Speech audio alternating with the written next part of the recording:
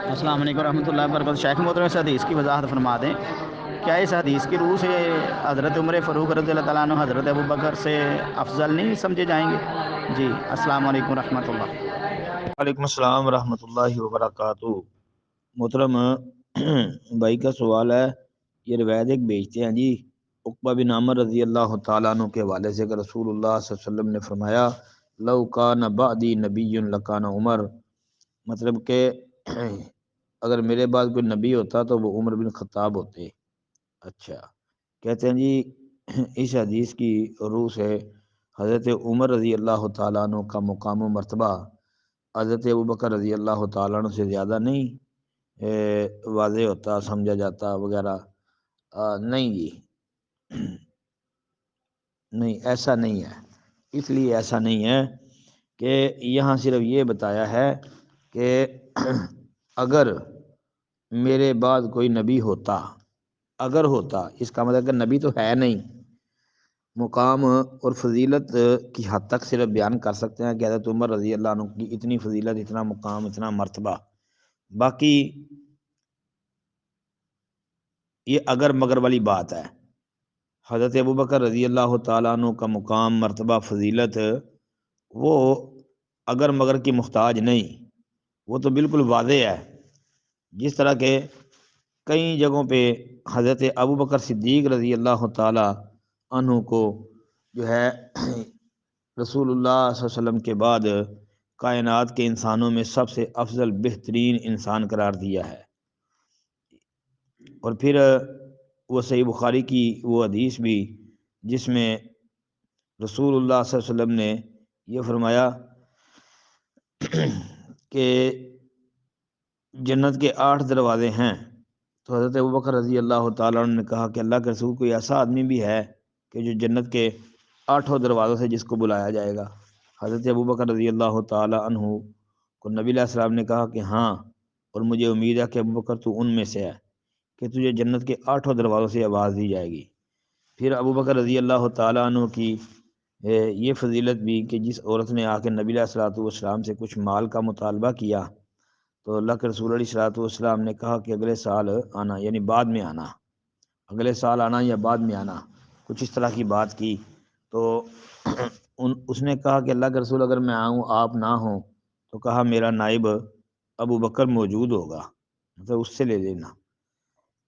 یہ بھی اللہ کے رسول علیہ الصلوۃ والسلام کے بعد ابو بکر رضی اللہ عنہ کی فضیلت پر دلالت کرتی ہے۔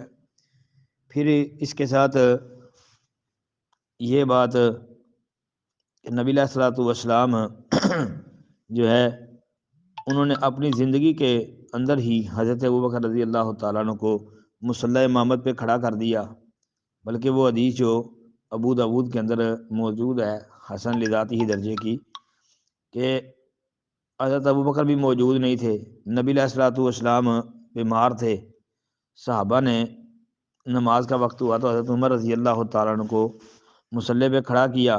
حضرت عمر کی آواز بڑی بلند تھی، جب حضرت عمر نے اللہ اکبر کہا تو رسول اللہ صلی اللہ علیہ وسلم نے وہاں حجرے سے ہی آواز دی، کہا کہ اللہ بھی اس کا انکار کرتا ہے، مومن بھی اس کا انکار کرتے ہیں۔ مطلب کہ میرے بعد عمر مصلی امامت پہ کھڑا نہیں ہو سکتا۔ اللہ اکبر۔ پھر ابو بکر رضی اللہ تعالیٰ عنہ نے آ کے مسلمانوں کو نماز پڑھائی، وہ اس وقت وہاں موجود نہیں تھے۔ مطلب کہ اندازہ کریں کہ نبی صلی اللہ علیہ وآلہ وسلم نے حضرت عمر رضی اللہ عنہ جماعت کروا رہے ہیں اور کہہ دیا کہ نہ اللہ بھی اس کا انکار کرتا ہے، مومن بھی انکار کرتے ہیں۔ تو پتہ چلا کہ نبی علیہ الصلوۃ والسلام کے بعد حضرت عمر رضی اللہ تعالی عنہ کا وہ مقام اور مرتبہ نہیں جو کہ ابو بکر رضی اللہ تعالیٰ عنہ کا مقام و مرتبہ ہے۔ السلام علیکم ورحمۃ اللہ۔ السلام علیکم ورحمۃ اللہ۔ شیخ صاحب ایک سوال کرنا تھا کہ جو 4 رکعت والی نماز ہے اس میں جب مقتدی 1 رکعت رہ جاتا ہے یا دوسری رکعت میں امام کے ساتھ ملتا ہے تو امام 2 رکعتوں کے بعد التحیات بیٹھ جاتا ہے تو ساتھ مقتدی بھی التحیات بیٹھ جاتا ہے۔ جب امام تیسری رکعت کے لیے کھڑا ہوتا ہے تو رفع الیدین کرتا ہے، تو جو نمازی ہوتا ہے وہ بھی ساتھ رفع الیدین کرتا ہے۔ امام 4 رکعتیں مکمل کرنے کے بعد سلام پھیر دیتا ہے، مقتدی چوتھی رکعت کے لیے کھڑا ہوتا ہے تو پھر رفع الیدین کرتا ہے. تو پاک پیغمبر کی سنت کے مطابق تو رفع الیدین ایک داخل ہوتے وقت اور ایک 2 رکعتوں کے بعد رفع الیدین ہے. تو جو اس کا رفع الیدین بڑھ گیا ہے، جو اس نے تیسرا رفع الیدین کیا، جب اپنی چوتھی رکعت کے لیے کھڑا ہوتا ہے تو پھر رفع الیدین کرتا ہے. یہ اکثر ساتھیوں کا یہی ہے. تو کیا یہ جو رفع الیدین 3 دفعہ کرنا، کیا یہ نماز میں بڑھوتی ہے؟ کیا اس میں نماز میں خلل تو نہیں آتا، یا اس کی نماز درست ہے؟ قرآن و سنت کی روشنی میں واضح کیجیے. السلام علیکم ورحمۃ اللہ. وعلیکم السلام ورحمۃ اللہ وبرکاتہ.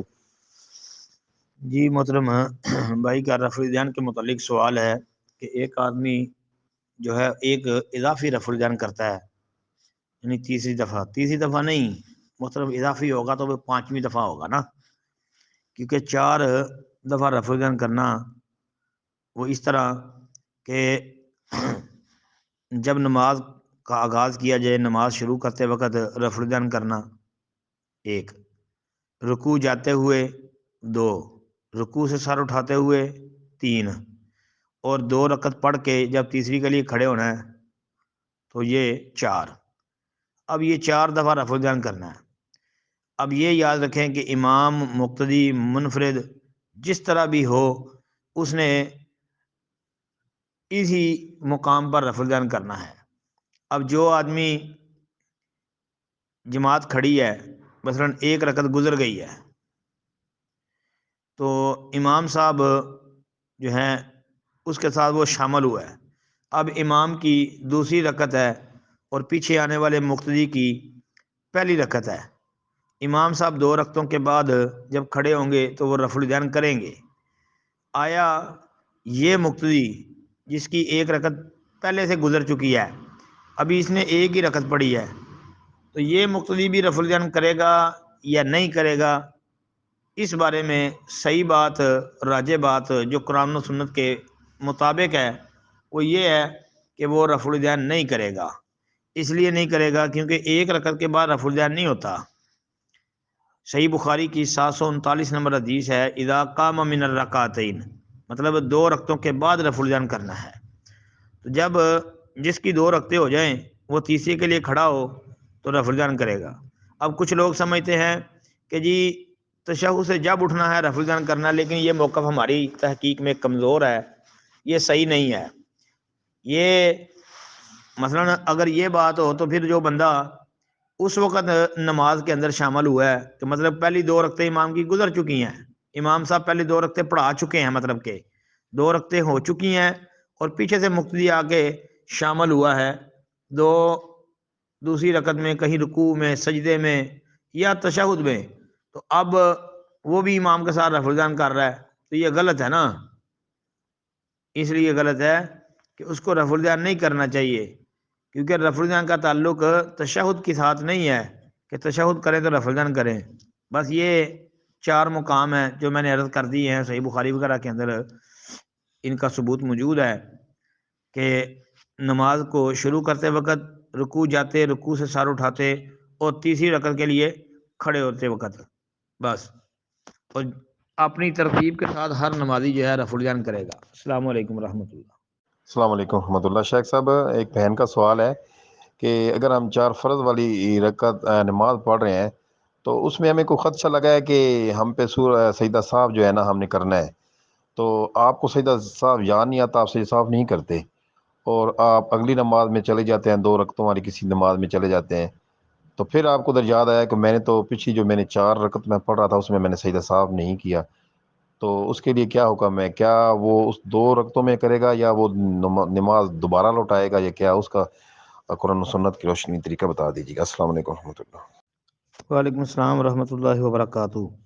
محترم بھائی کا سوال ہے کہ نماز کے اندر کسی وجہ سے سجدہ صاحب پڑ گیا، اب وہ سجدہ صاحب نہیں کر سکا، بھول گیا ہے، اور اس کے بعد آگے وہ 2 رکعت والی نماز میں چلا گیا، مثلا جس طرح کوئی سنن نوافل اس نے شروع کر دی ہے، اب وہ کیا کرے؟ تو کوئی بات نہیں، اب وہ جو نماز پڑھ رہا ہے وہ پڑھنے کے بعد صاحب کے سجدے کر لے، اس سے فارغ ہو جائے، فارغ ہونے کے بعد صاحب کے سجدے کر لے. السلام علیکم ورحمۃ اللہ. السلام علیکم شیخ، کیا حال ہے؟ ٹھیک، خیریت؟ بھی ٹھیک ہے. شیخ میرا سوال یہ ہے کہ جیسے بغیر کندھوں کے نماز نہیں ہوتی۔ تو شیخ جیسے انسان ایک بنائن ہے بازو والی، ایک بنائن ہے بغیر بازو والی۔ جیسے انسان بغیر اگر قمیض نہ پہنا ہو تو بغیر بازو والی بنائن کے ساتھ اگر وضو کرے نماز کا، تو کیا اس سے تو جیسے بغیر بازو والی بنائن ہے وہ تو کندھے آدھے تھوڑے ننگے ہوتے ہیں نا، تو کیا اس سے شیخ وضو ہو جائے گا؟ وضو میں فرق نہیں پڑے گا؟ تو اس شیخ بتائیں، جیسے وہ جو دوسری جو بنے ہوتے بازو والی وہ تو کندھے ڈھکے ہوئے ہوتے ہیں، دوسری کے نہیں ڈھکے ہوئے ہوتے ہیں، تو کیا اس سے شیخ وضو ہو جائے گا یا نہیں ہوگا؟ اور دوسری شیخ میرا دوسرا سوال یہ ہے کہ جیسے اکثر بعض لوگ کہتے ہیں قبلہ تھوڑا سا ٹیڑھا ہے، یعنی کہ دائیں طرف ہے، تو وہ مصلی جب بچھاتے ہیں تو پورے مصلی کو آدھا ٹیڑھا کر دیتے ہیں، ہلکا سا بھی ٹیڑھا نہیں کرتے، ذرا قبلہ اس طرف ہے تو اس لیے مصلی کو بھی تو تھوڑا ٹیڑھا کرنا چاہیے، تو تھوڑا سا نہیں بلکہ آدھا ٹیڑھا، آدھا ایسے ٹیڑھا کر دیتے، کیا یہ شیخ ٹھیک ہے؟ فلاں شیخ یہ سوال جواب دے دیں، جزاک اللہ خیر، السلام علیکم۔ وعلیکم السلام ورحمۃ اللہ وبرکاتہ۔ محترم بھائی نے 2 باتیں پوچھی ہیں جی۔ پہلی بات یہ ہے کہتے ہیں کہ بازوؤں والی بنین نہیں ہے، یعنی ایسی بنین پہنی ہے بازوؤں کے بغیر ہے، کندھے ننگے ہیں، تو ننگے کندھے والی بنین پہن کے وضو کیا ہے تو آیا وضو ہو جائے گا؟ جی وضو درست ہے، وضو ٹھیک ہے، کوئی عرض نہیں ہے جی۔ دوسری بات پوچھتے ہیں جی جب جائے نماز بچھانا ہوتا ہے، مصلی بچھانا ہوتا ہے، تو کہتے ہیں جی یہ تھوڑا سا ٹیڑھا کر لیں۔ یہ تو بھائی اب وہاں کے لوگ ہی آپ کو بتا سکتے ہیں، یہ کوئی انجینئر ہی بتا سکتا ہے دیکھ کے، میں نے کون سا وہ دیکھا ہوا ہے کہ آیا وہاں واقعتاً ہی کوئی سمت کا فرق ہے؟